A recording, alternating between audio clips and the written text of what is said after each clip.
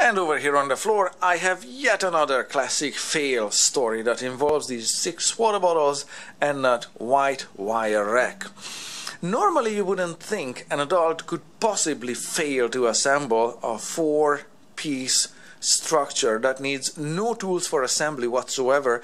These 3 pieces here are just shelves, very simple, and this 4th structure here only needs folding, just like so. It comes shipped in a cardboard box, folded flat like so, and like I said, no tools are needed, only folding, just like so.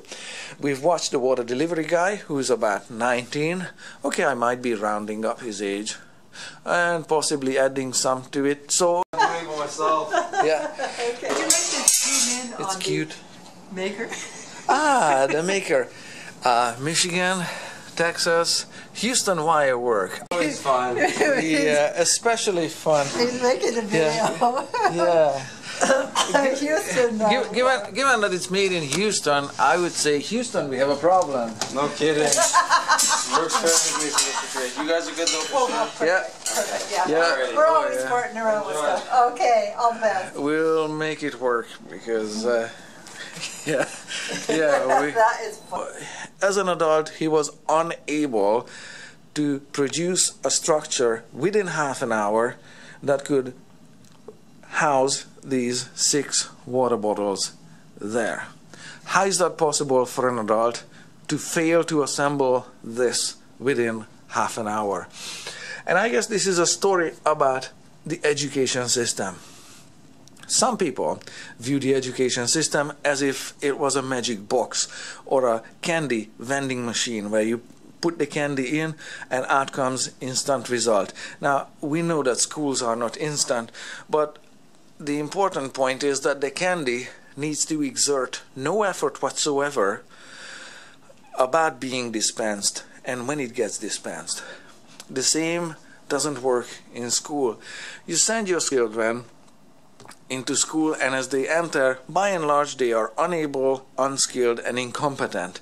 They will remain over years of education, by and large unskilled, unable and incompetent, sitting on the shelf as they were, if it was this candy analogy, if the learners do no effort towards learning. It doesn't matter if it's public school, private school, good teacher, bad teacher, good instructor, bad instructor, doesn't matter. The teacher or instructor cannot do the learning for you. The instructor or teacher cannot pass the exams or write the test for you in a good school. So whereas the candy needs to provide no input whatsoever, just needs to sit on the shelf.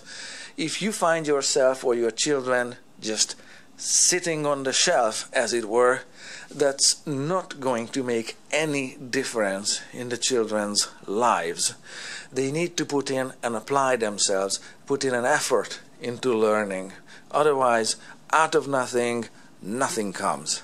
They will remain unskilled, unable, and incompetent. That's exactly what happened with this water delivery guy. You see, what went wrong in this wire rack assembly is very, very simple, and it's 100% the candy's fault. I mean, the water guy's fault. You see, each shelf comes with 4 hooks that are bent into the wire ends there. 2 of those hooks on one side catch one of those horizontal support bars on one side, and the other 2 hooks catch the other horizontal bar on the opposite side. We have 3 of these horizontal bars for the 3 shelves. Very straightforward. Now I'm going to put you on the tripod here so you can see what actually happened during assembly. The structure was folded out like so, and this wire shelf was placed on one side with 2 hooks, just like so. And in this position, the other side, the other 2 hooks, cannot possibly catch this horizontal support there. The reason for it is, and this is how this looks like, very straightforward. The reason for it is that this distance here is too great for the shelf to span. The instinctive response here from the Candy, I mean the water guy, is to close the front a little bit, thereby shortening this distance here. That way this hook at the front can catch, but it doesn't help with that hook at the back. In fact, this is just wobbly. 4 hooks need to catch on 2 on each side on these horizontal bars, because otherwise this is not gonna work. At this point, and the guy insisted that all of them are badly manufactured just like this, grabbed a pair of pliers and started bending and spreading those hooks further out, so this distance can be increased here, so the shelves can actually rest on these horizontal bars on both sides. This is 10 out of 10 on the creative scale. However,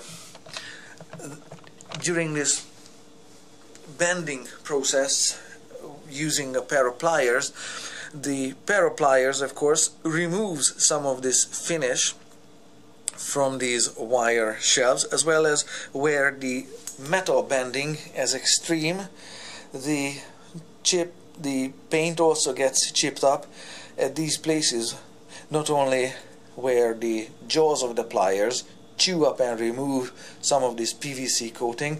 You see, this is mild steel and it gets coated by dipping into molten PVC, and then it just drips off the excess and it dries like so. So this is gonna rust like there's no tomorrow, because these mild steel rust, and this is exposed. So what is wrong with this kind of assembly is plainly obvious if we apply the skill of reading. So let's start with the instructions here. Page 1, there's only one page. Page 1, line 1, minute 1, second 1. Assembly instructions for this 6-bottle rack and stack.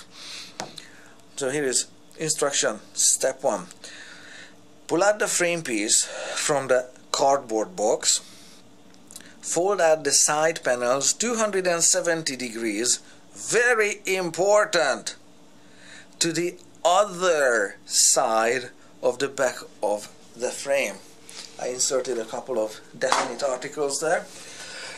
What this means, just in case this 270 degree thing is overwhelming your concepts there, this is how it comes again in the cardboard. This is a 90 degree fold. 90 degrees is not enough. This is, I'm folding them further on. This is 180 degrees, a straight line. This is 270 degrees. In this position now, this rack faces this cabinet, so it also needs now a spin. In this position, now let me just replay it. You see, these parts don't fold in flat now in this position. So let me just replay it. Here is the 270 degree fold.